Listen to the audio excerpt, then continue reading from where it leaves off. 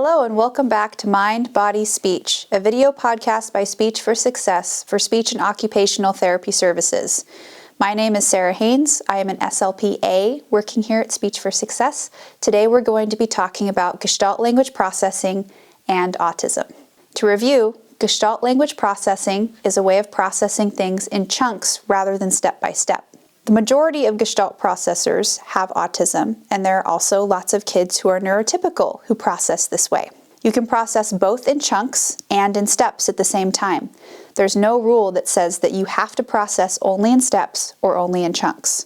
It is more common for children with autism to process mostly or totally in chunks. And this is why we talk about this as Gestalt language processing and autism. Children with autism may start therapy with many different behaviors or frustrations that make up most of their language. They may use a technique called stimming to calm themselves down. You may see them spinning, flapping their hands, chewing, or jumping.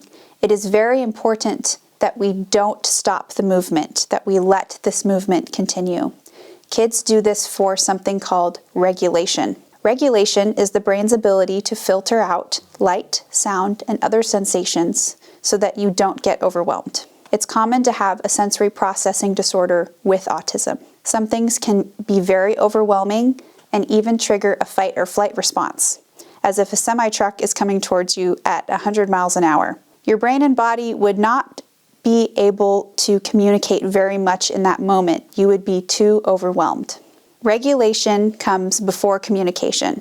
It's very important for your speech therapist and your occupational therapist to be on the same page so that your Gestalt language processor can be regulated and have more access to their language. A speech therapy appointment may look a little different than you expect when regulation is a priority.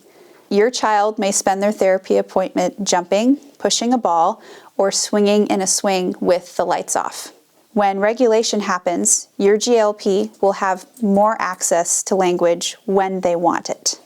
To summarize, it's more common for Gestalt language processors to have autism, but there are also neurotypical kids who process this way. You don't have to either process in chunks or step by step. You can have both at the same time. When supporting a child with autism on their Gestalt language journey, it is important to make sure they have access to regulation, the ability for your brain to filter out sensations and not become overwhelmed. When a child is regulated, they will be able to access more of the language that they want when they want it. Thanks for watching. Check out other videos from our OT team for more information about regulation.